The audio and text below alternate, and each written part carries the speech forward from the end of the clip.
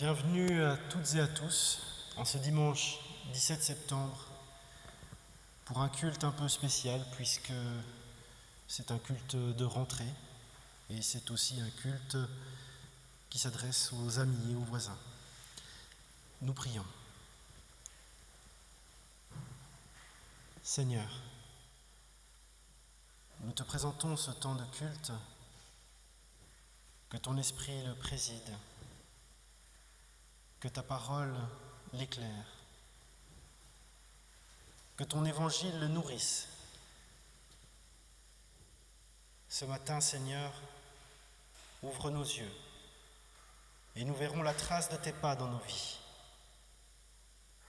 Ouvre nos oreilles et nous entendrons les paroles de l'Évangile pour nos vies.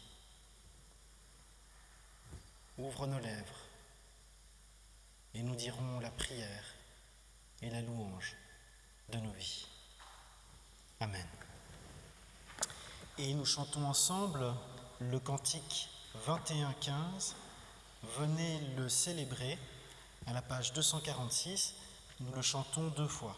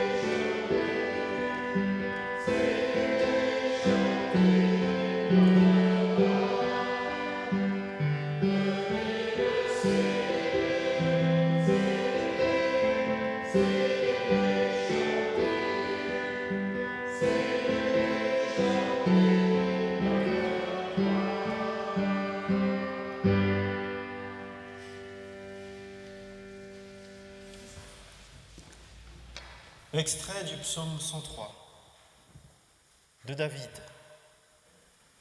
Mon âme bénit l'Éternel. Que tout ce qui est en moi bénisse son saint nom. Mon âme bénit l'Éternel et n'oublie aucun de ses bienfaits. C'est lui qui pardonne toutes tes iniquités, qui guérit toutes tes maladies. C'est lui qui délivre ta vie de la fosse, qui te couronne de bonté et de miséricorde. C'est lui qui rassasie de bien ta vieillesse, qui te fait rajeunir comme l'aigle. L'Éternel fait justice. Il fait droit à tous les opprimés. Il a manifesté ses voies à Moïse, ses œuvres aux enfants d'Israël. L'Éternel est miséricordieux et compatissant, lent à la colère et riche en bonté. Il ne conteste pas sans cesse, il ne garde pas sa colère à toujours. Il ne nous traite pas selon nos péchés, et il ne nous punit pas selon nos iniquités. Mais autant les cieux sont élevés au-dessus de la terre, autant sa bonté est grande pour ceux qui le craignent. Autant l'Orient est éloigné de l'Occident, autant il éloigne de nous nos transgressions. Comme un père a compassion de ses enfants, l'Éternel a compassion de ceux qui le craignent, car il sait de quoi nous sommes formés. Il se souvient que nous sommes poussière. L'homme, ses jours sont comme l'herbe. Il fleurit comme la fleur des champs. Lorsqu'un vent passe sur elle, elle n'est plus, et le lieu qu'elle occupait ne la reconnaît plus. Mais la bonté de l'Éternel dure à jamais pour ceux qui le craignent, et sa miséricorde pour les enfants de leurs enfants, pour ceux qui gardent son alliance et se souviennent de ses commandements, afin de les accomplir. L'Éternel a établi son trône dans les cieux, et son règne domine sur toutes choses. Bénissez l'Éternel, vous ses anges, qui êtes puissants en force et qui exécutez ses ordres en obéissant à la voix de sa parole. Bénissez l'Éternel, vous, toutes ses armées, qui êtes ses serviteurs et qui faites sa volonté. Parole du Seigneur.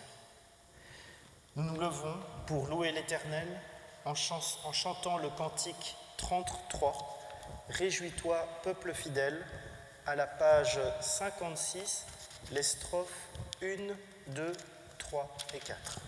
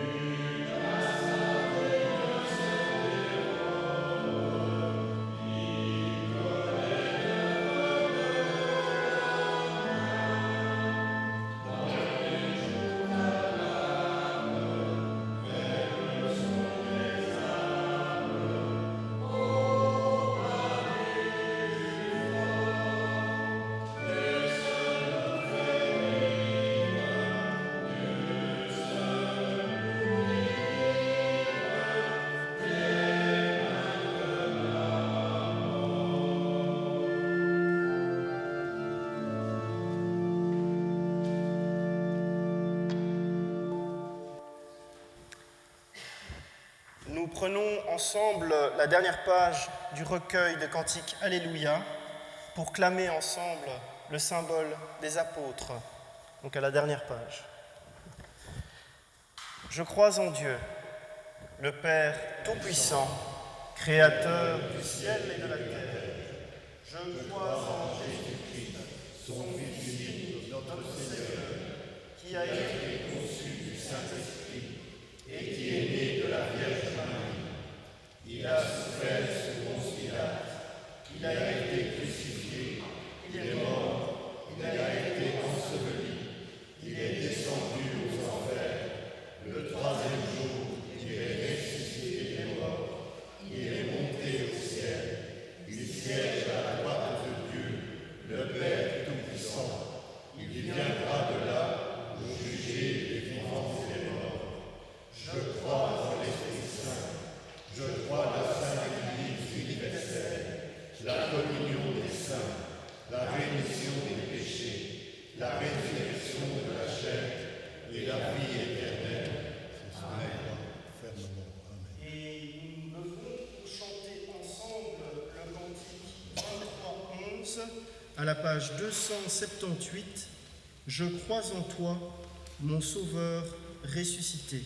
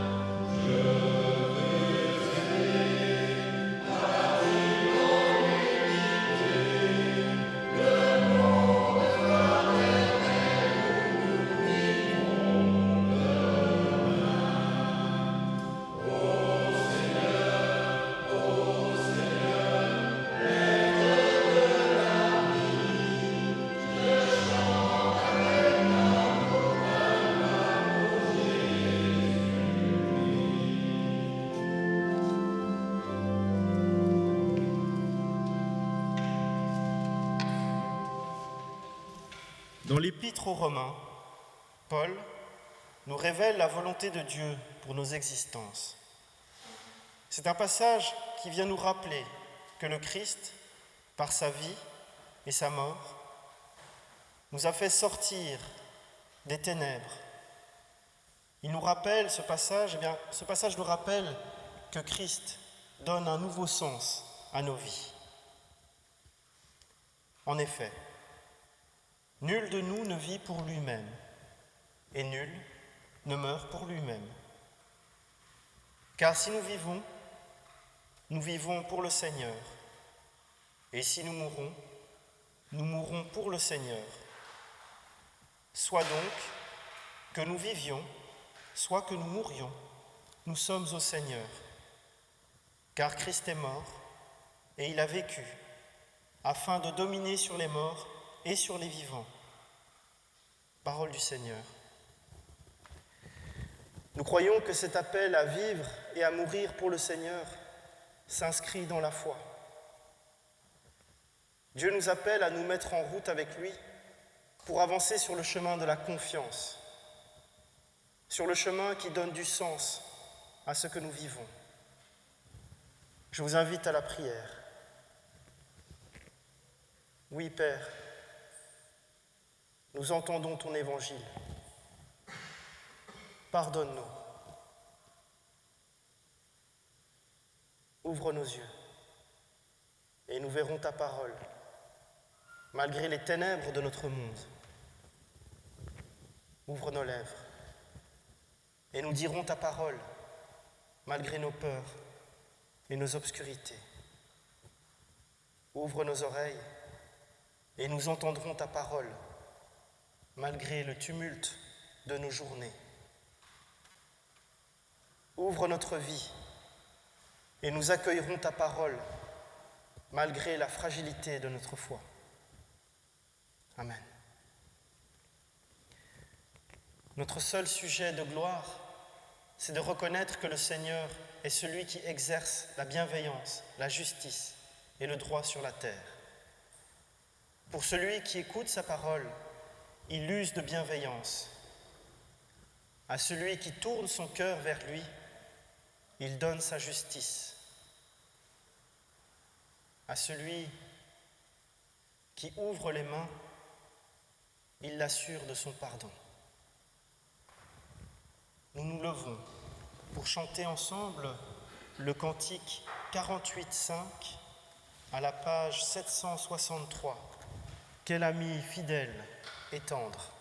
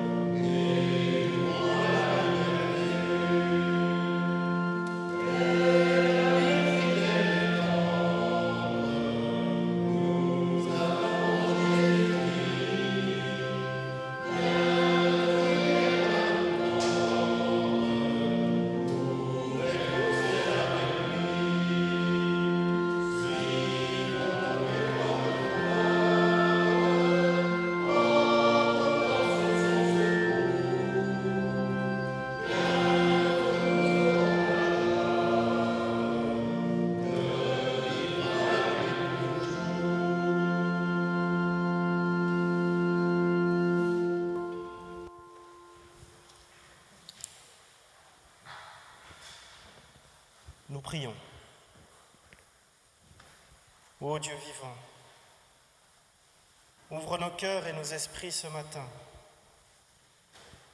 et communique-nous tes désirs pour chacun et chacune d'entre nous. Nous te le demandons au nom de Jésus-Christ. Amen. Vient maintenant le moment de la lecture biblique avec un passage qui vient de Matthieu 18, les versets 21 à 35, un passage qui nous parle de l'importance du pardon.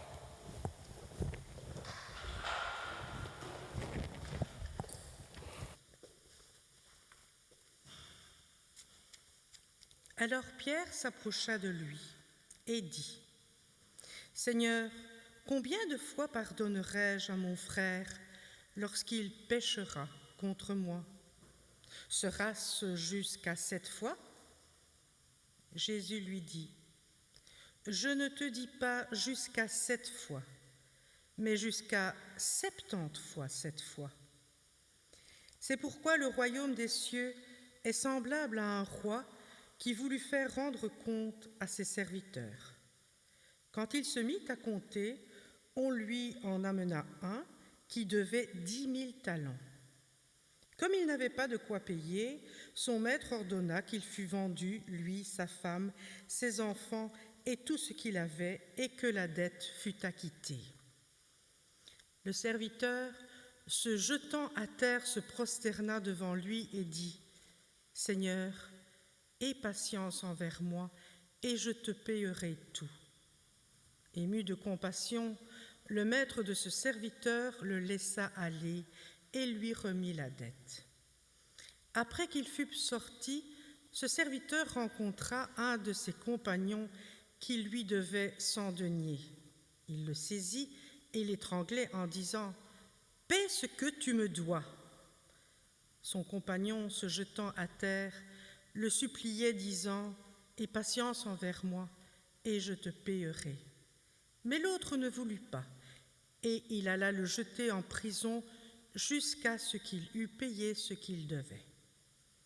Ses compagnons, ayant vu ce qui était arrivé, furent profondément attristés, et ils allèrent raconter à leur maître tout ce qui s'était passé. Alors le maître fit appeler ce serviteur et lui dit : « Méchant serviteur, je t'avais remis en entier ta dette parce que tu m'en avais supplié. Ne devais-tu pas aussi avoir pitié de ton compagnon comme j'ai eu pitié de toi ?» Et son maître, irrité, le livra au bourreau jusqu'à ce qu'il eût payé tout ce qu'il devait. C'est ainsi que mon Père céleste vous traitera si chacun de vous ne pardonne à son frère de tout son cœur. Aujourd'hui, l'évangile de Matthieu nous invite à la réflexion sur le mystère du pardon, en nous proposant un parallèle entre la façon de pardonner de Dieu et la nôtre. Notre péché est important, que nous le voulions ou non.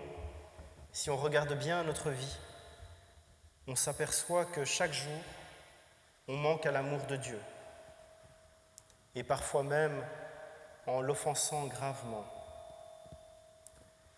Nos péchés s'accumulent et s'accumulent, particulièrement lorsque l'on ne fait aucun effort de conversion.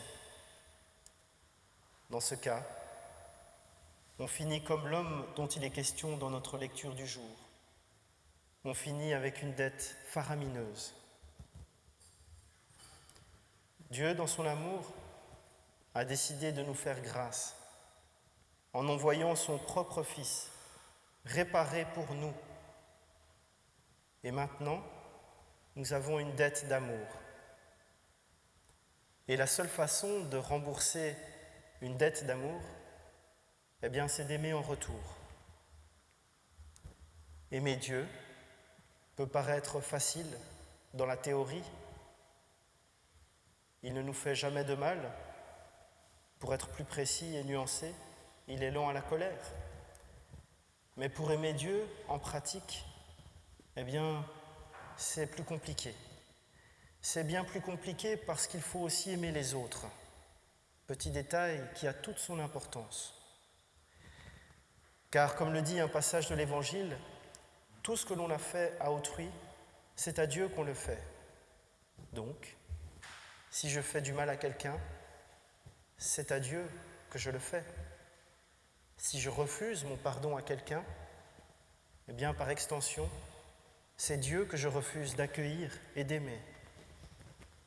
En ne pardonnant pas, ce n'est pas Dieu qui nous condamne, mais nous-mêmes, car on se coupe de l'amour de Dieu. Si nous revenons au début du texte, lorsque Pierre vient vers Jésus et lui pose la question « Seigneur, combien de fois pardonnerai-je à mon frère lorsqu'il péchera contre moi ? Sera-ce jusqu'à 7 fois ?» Pierre savait parfaitement qu'il était impératif de pardonner. Des commentaires juifs demandent de pardonner jusqu'à 3 fois. Peut-être que Pierre sentait que sa compassion et sa charité étaient très grandes lorsqu'il exprima la bonne volonté de pardonner jusqu'à 7 fois. Mais il était encore loin du compte. Nous connaissons le dicton « Quand on aime, on ne compte pas ». L'amour divin est de cet ordre. Il est sans calcul, sans mesure, sans limite.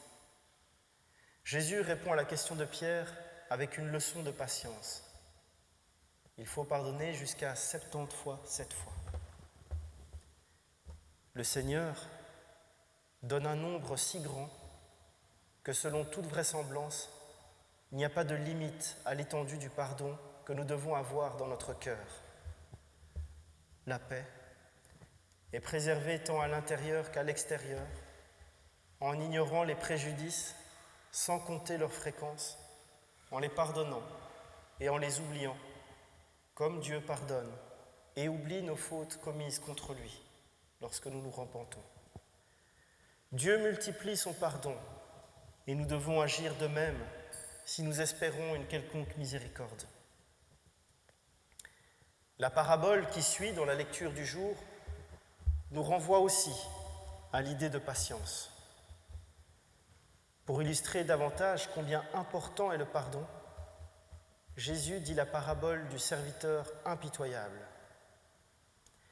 Et lorsqu'on refuse d'accorder son pardon, eh bien, on se retrouve exactement dans la même position que cet homme qui refuse de remettre la petite dette de son compagnon alors qu'on lui a remis à lui une dette faramineuse. Il se retrouve dans une situation calamiteuse, livré au bourreau. Même si cela ne nous paraît pas évident de prime abord, nous n'aurons jamais autant à pardonner à quelqu'un que ce que Dieu nous pardonne à nous-mêmes. Ce passage nous dévoile que celui qui ne pardonne pas ne sera pas non plus pardonné. Tout ce que ce serviteur a pu faire, c'était de jeter son compagnon en prison. Et en fin de compte, il fut lui-même livré au bourreau par le roi. L'importance d'avoir cette grâce de pardonner n'est pas à négliger, même s'il est vrai que certaines circonstances sont plus difficiles à pardonner que d'autres. Malgré tout, la Bible réitère à de nombreuses reprises la nécessité absolue du pardon. Cette nécessité est encore révélée lorsque le pardon est observé à la lumière de la prière. Personne ne peut atteindre Dieu par la prière, ni recevoir une réponse de sa part, à moins qu'il n'exerce le pardon. Dans l'évangile de Marc, on peut lire « Et lorsque vous êtes debout, faisant votre prière, si vous avez quelque chose contre quelqu'un, pardonnez, afin que votre Père qui est dans les cieux vous pardonne aussi vos offenses. Mais si vous ne pardonnez pas, votre Père qui est dans les cieux ne vous pardonnera pas non plus vos offenses. » Le manque de tempérance du mauvais, qui étrangle l'autre pour une petite dette, pour pas grand-chose, le conduit à sa ruine. Là où la patience du roi, dans un premier temps, en plus de sauver le débiteur, sauve sa famille et ses biens. Cette position de tempérance du roi élève la personnalité du monarque. La parabole nous montre que l'ordre est inversé. Si nous pardonnons, c'est parce que nous avons été tout d'abord pardonnés nous-mêmes. Mais en même temps, il est visible que le pardon que Dieu nous a montré en Jésus-Christ est inopérant, inexistant, inefficace, s'il ne se traduit pas en pardon pour ceux qui nous ont lésés. Le pardon nous apprend alors autant sur Dieu que sur nous-mêmes. La patience authentique est celle qui nous amène à supporter la contradiction, la faiblesse, les dérangements de tout ordre avec miséricorde. Être patient équivaut à se dominer soi-même. Dans la Bible, Paul nous exhorte à nous supporter les uns les autres. Et Pierre nous rappelle que la patience du Seigneur nous donne l'opportunité de nous sauver. Dieu pardonne sans limite celui qui vient vers lui repenti et converti. La fin de cette parabole, qui est négative et triste, fait tout de même honneur à la justice et met en évidence la véracité d'une parole de Jésus. Car la mesure dont vous vous servez pour les autres servira aussi pour vous. L'Évangile impose une éthique radicalement opposée à nos mentalités. Il est facile d'admettre l'existence de Dieu, mais plus difficile de s'accommoder à l'idée que ce Dieu, avec sa volonté souveraine, veut nous transformer à son image. Dieu veut faire de nous des créatures nouvelles, respirant l'amour, répandant la bonté, patiente et miséricordieuse. Le Dieu de Jésus-Christ ne change pas seulement notre optique sur lui, mais aussi sur notre prochain. Ce Dieu est un Dieu exigeant, mais également compatissant, lent à la colère. Étroite sera la porte et resserré le chemin proposé par Jésus. Mais ce sont là les seules voies d'accès à l'éternité, là où il n'y a plus aucune condamnation pour celui qui est mort et ressuscité avec Jésus-Christ. Heureux donc celui qui tourne avec bienveillance sa face envers son prochain, même lorsqu'il a été lésé. Amen.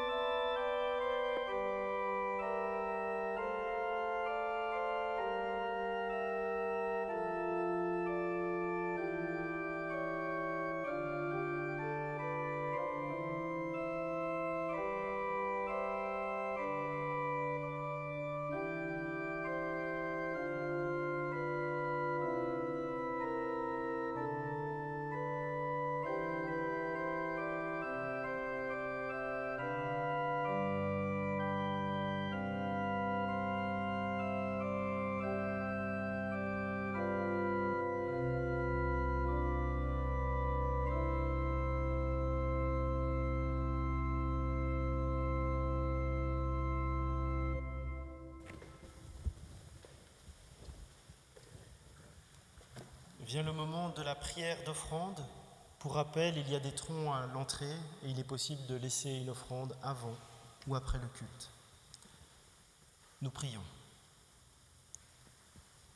Dieu très bon, nous te rendons grâce. Tout appartient, ce que nous sommes et ce que nous avons. Reçois l'offrande que nous te présentons, que dans le service de nos semblables, elle serve à ta gloire et au bien de l'Église. Tu es béni pour les siècles des siècles. Amen. Et nous nous levons pour chanter ensemble le cantique 47-19. Tu es là, au cœur de nos vies.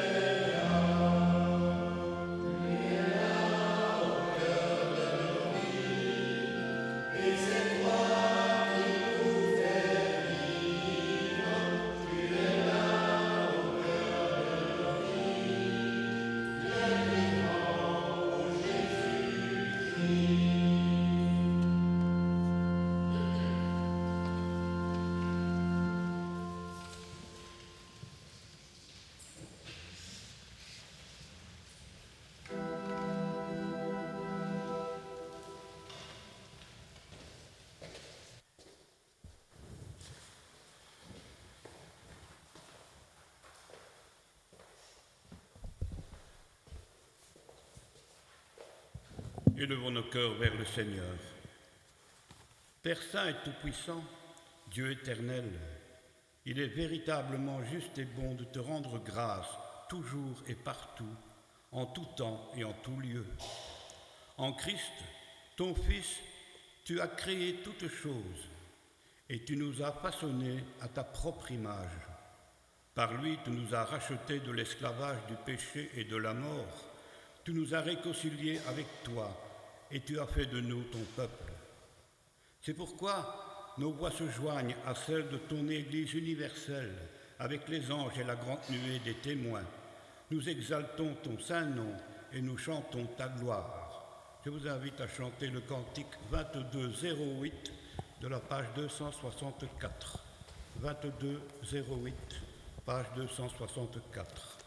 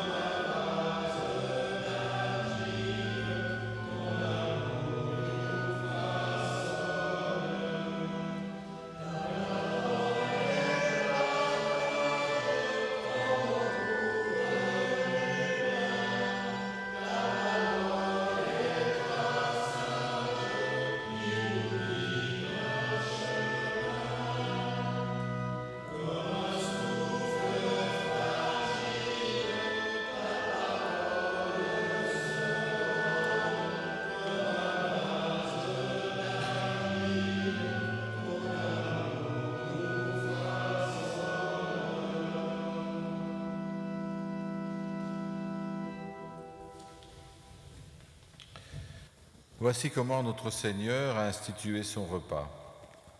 Pendant le repas, Jésus prit du pain et après avoir prononcé une prière de bénédiction, il le partagea et le donna à ses disciples. Il leur dit, « Prenez et mangez, ceci est mon corps. » Il prit ensuite une coupe de vin et après avoir remercié Dieu, il la leur donna en disant, « Buvez-en tous, car ceci est mon sang, le sang de l'alliance de Dieu, qui est versé pour une multitude de gens pour le pardon des péchés. Je vous le déclare, dès maintenant, je ne boirai plus de ce fruit de la vigne jusqu'au jour où je le boirai nouveau avec vous dans le règne de mon Père. »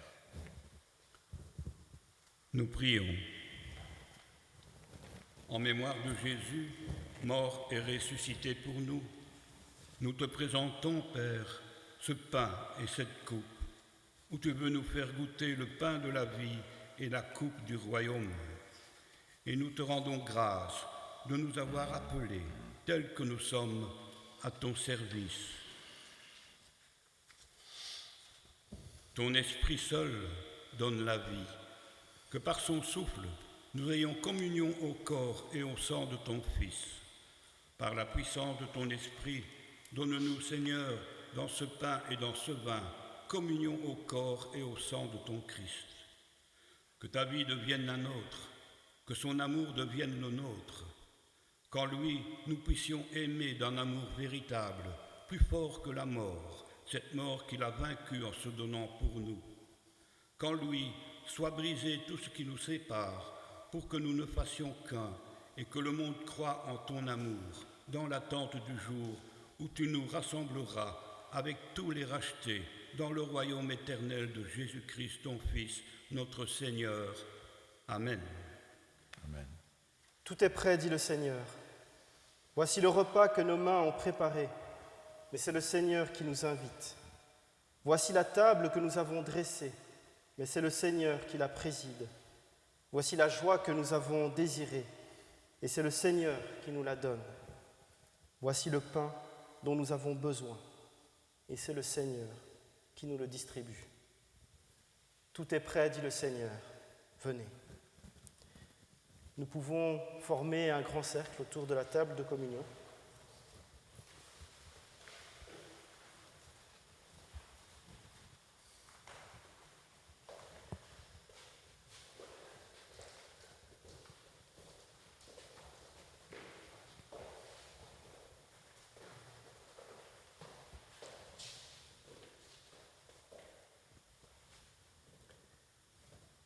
Le pain que nous rompons est communion au corps de notre Seigneur Jésus-Christ. La coupe de bénédiction pour laquelle nous rendons grâce est communion au sang de notre Seigneur Jésus-Christ, sang versé pour nous.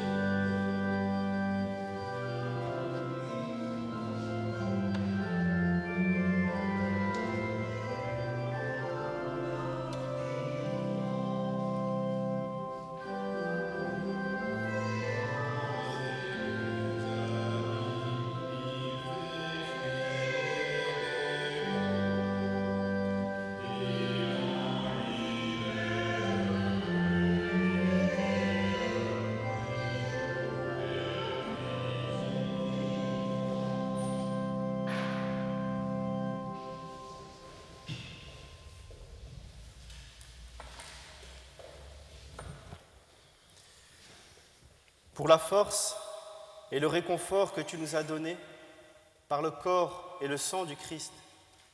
Loué sois-tu, Seigneur. Pour la joie de ce repas, pris en communion avec le ressuscité. Loué sois-tu, Seigneur. Pour l'unité, en un même corps, de tous ceux qui partagent la même coupe et le même vin. Loué sois-tu, Seigneur. Pour la promesse de ton royaume éternel, loué sois-tu, Seigneur. Nous continuons avec nos requêtes d'intercession. Seigneur, souviens-toi de ton Église dans le monde entier et manifeste ta grâce et ta vérité parmi tous les peuples. Souviens-toi de tous ceux qui détiennent dans ce monde le pouvoir et la force et maintiens-les dans la crainte de ton nom. Souviens-toi des malades, des isolés, des mourants. Approche-toi de ceux qui sont dans le deuil ou dans l'anxiété. Souviens-toi de tous nos proches et de ceux que nous nommons en silence devant toi. Couvre-les de ta protection et environne-les de ta grâce. Dieu Tout-Puissant, source de toute sagesse, nous t'adressons cette prière avec confiance pour l'amour de Jésus-Christ, notre Seigneur. Nous continuons avec la prière que Jésus nous a laissée. Notre Père qui es aux cieux, que ton nom soit sanctifié, que ton règne vienne, que ta volonté soit faite sur la terre comme au ciel. Donne-nous aujourd'hui notre pain de ce jour. Pardonne-nous nos offenses, comme nous pardonnons aussi à ceux qui nous ont offensés. Ne nous soumets pas à la tentation, mais délivre-nous du mal. Car c'est à toi qu'appartiennent le règne, la puissance et la gloire pour les siècles des siècles. Amen. La grâce et la paix vous sont données de la part de Dieu. Allez dans la grâce et la paix du Christ. Nous pouvons retourner à nos places.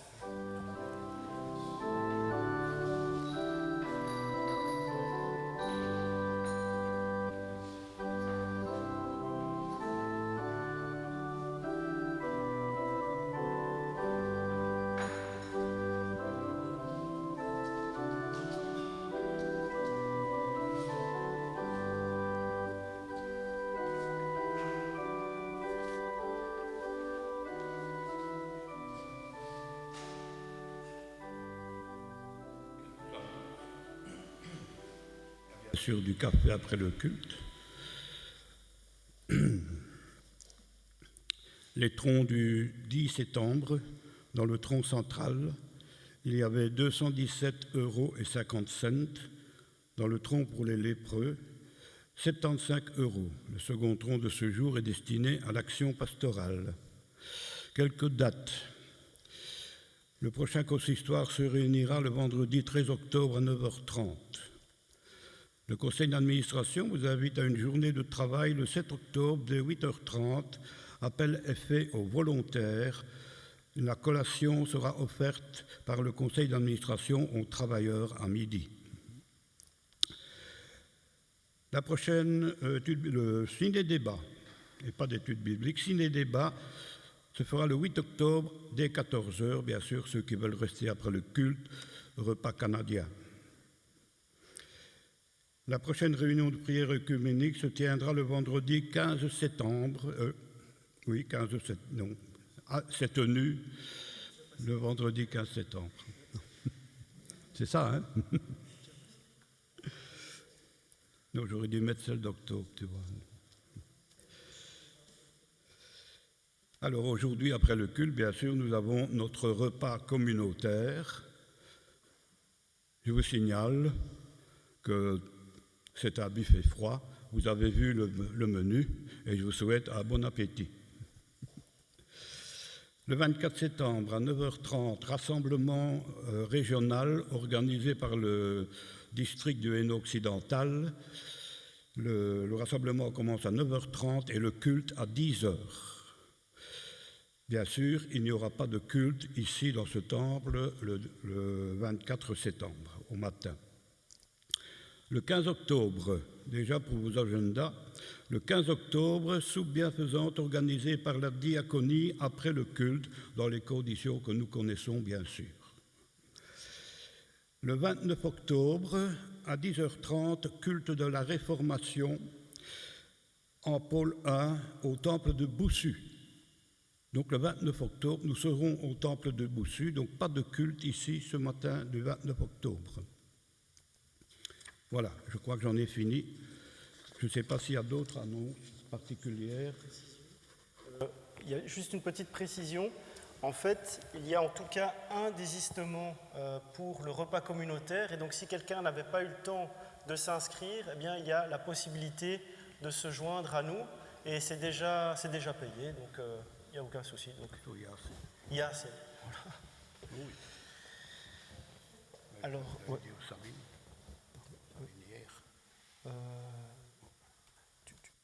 Oui, on peut aussi annoncer que en fait, donc Sabine et Christophe ont renouvelé leur vœu de mariage hier.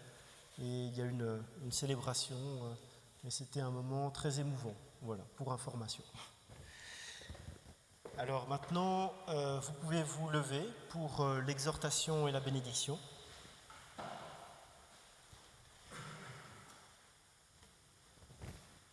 Poursuivez donc votre route dans le Christ. Jésus, le Seigneur, tel que vous l'avez reçu. Soyez enracinés et fondés en lui, affermis dans la foi, pardonnant à votre prochain et débordant de reconnaissance pour le salut offert. Et que le Dieu Tout-Puissant vous bénisse et vous garde, au nom du Père, du Fils et du Saint-Esprit. Amen. Et maintenant, je me tourne vers la technique pour le cantique 36-10. Que la moisson du monde est grande, donc c'est à la page 507, donc c'est le 36-10.